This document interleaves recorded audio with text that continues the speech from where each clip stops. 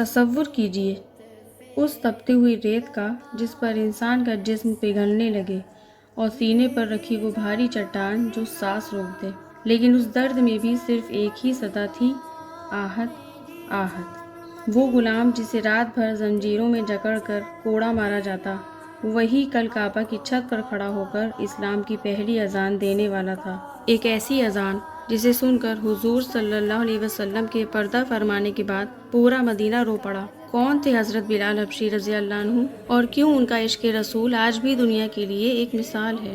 چلیے دیکھتے ہیں غلامی کے اندھیرے سے جنت کی خوشبو تک کا سفر۔ حضرت بلال حبشی رضی اللہ عنہ کا اسلام اور ان پر ہونے والے ظلم۔ السلام علیکم ناظرین۔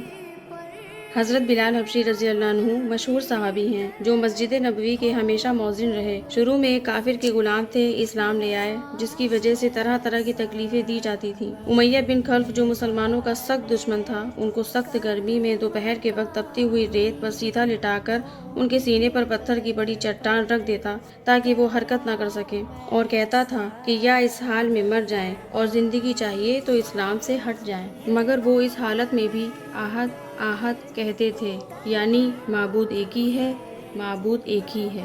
رات کو زنجیروں میں باندھ کر کوڑے لگائے جاتے اور اگلے دن ان زخموں کو گرم زمین پر ڈال کر اور زیادہ زخمی کیا جاتا تاکہ بے قرار ہو کر اسلام سے پھر جائیں یا تڑپ تڑپ کر مر جائیں۔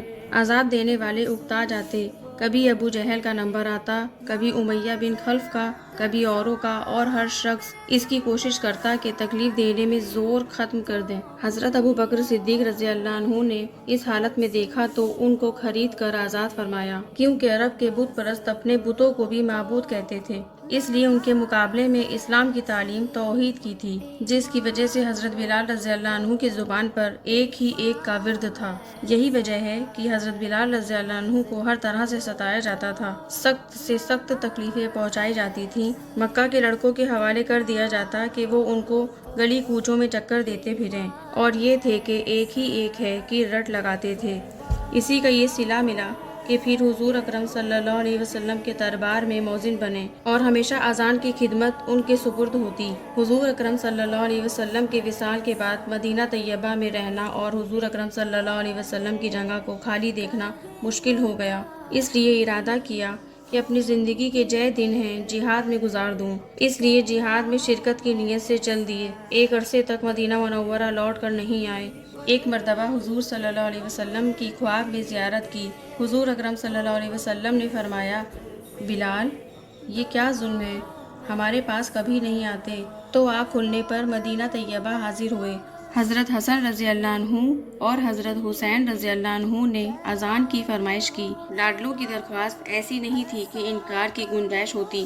اذان کہنا شروع کی اور مدینہ میں حضور صلی اللہ علیہ وسلم کے زمانے کی اذان کانوں میں پڑھ کر کوہرام مچ گیا۔ عورتیں تک روتی ہوئی گھر سے باہر نکل پڑیں۔ چند روز قیام کے بعد واپس ہوئے اور 20 ہجری کے قریب دمشق میں وصال ہوا۔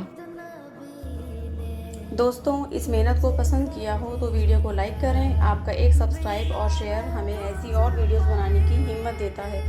کمنٹ میں اللہ اکبر لکھنا نہ بھولیں۔ ملتے ہیں اگلے قصے میں، تب تک کے لیے اللہ حافظ۔